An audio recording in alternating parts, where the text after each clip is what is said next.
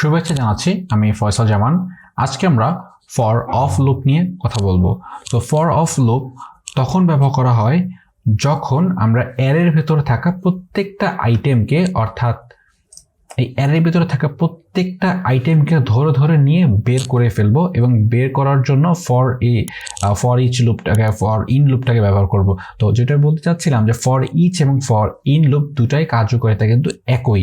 তাহলে এখানে যে অ্যারে নেমটা আছে, এই অ্যারে নেমের ভেতরে থাকা যে প্রত্যেকটা আলাদা আলাদা অ্যারে, এইগুলো হচ্ছে একটা কালেকশন, ঠিক আছে, অ্যারের কালেকশন, ঠিক আছে। এই অ্যারের কালেকশনটাকে আমরা একটা ফর অফ এই লুপটাকে ব্যবহার করব। ফর অফ লুপটাকে ব্যবহার করতে হলে এইভাবে সিনট্যাক্স লিখতে হয় যে লেট নিয়ে আমরা একটা ভ্যারিয়েবল দেবো অন নেম, অর্থাৎ একটা নাম অফ এই যে অ্যারে নেম, ঠিক আছে। মূলত জাভাস্ক্রিপ্টে ফর অফ লুপ স্টেটমেন্টটা হচ্ছে প্রত্যেকটা অবজেক্টকে ইটারেবল করে, অর্থাৎ প্রত্যেকটা অবজেক্ট এখানে স্টেপ বাই স্টেপ ধরা যাবে। আপনি যখন একটা সিঁড়ি কদম যখন রাখবেন, তখন আরেকটা সিঁড়িতে কদম না রাখলে কিন্তু আপনি উপরে উঠতে পারবেন না, সামনে আগাতে পারবেন না।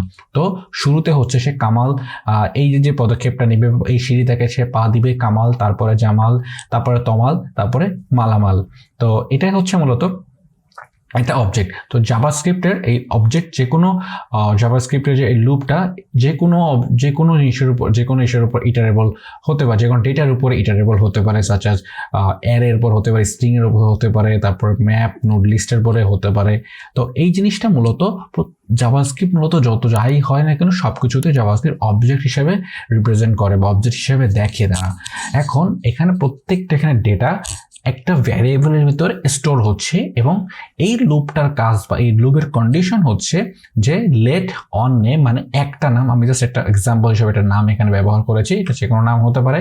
তো লেট ওয়ান নেম অর্থাৎ কামাল অফ হচ্ছে নেম অ্যারে, অর্থাৎ নেম অ্যারে এর কামাল, এটাকে তুমি বের করো।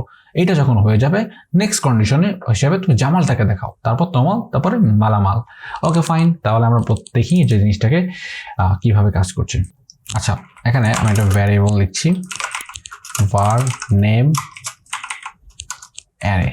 তো অ্যারে নিয়ে আমি গত ক্লাসে কিন্তু অলরেডি একবার আলোচনা করেছিলাম, তো আজকে আশা করি এটা নিয়ে সমস্যা হওয়ার কথা না। তো অ্যারে সিনট্যাক্সটা শুরু হয় মূলত হচ্ছে এই থার্ড ব্র্যাকেট দিয়ে বা স্কোয়ার ব্র্যাকেটের ভিতরে প্রথমে লিখলাম কামাল এবং তারপরে লিখলাম জামাল, এবার লিখলাম হচ্ছে তমাল এবং আরেকটা লিখলাম হচ্ছে মালামাল, ঠিক আছে।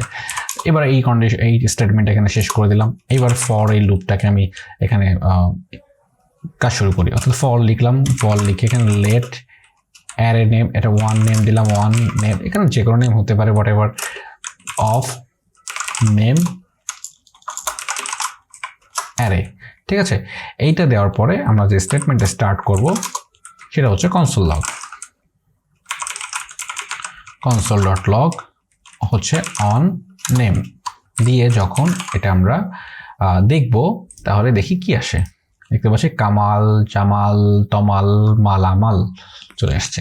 তো আমরা গত পর্বে কিন্তু দেখেছিলাম যে লুপটা দেখেছিলাম ফর লুপ। সো ফর লুপে কিন্তু আমরা দেখেছিলাম যে প্রত্যেকটা ইন্ডেক্স নাম্বার এখানে ডিসপ্লে হচ্ছে, আর এইখানে কিন্তু অন নেম, মানে এখানে যে অবজেক্টটা আছে বা ভ্যালুটা আছে, এই ভ্যালুটা আমরা এখানে প্রিন্ট হয়েছে। তাহলে এই ছিল হচ্ছে মূলত ফর লুপে এখানে ফর অফের কাজ। এটা আমরা ফর অফ নিয়ে কাজ করছি, তাহলে ফর অফের কাজ এটা। তো আশা করছি ফর অফটা আমরা বুঝতে পেরেছি। তো ধন্যবাদ সবাইকে।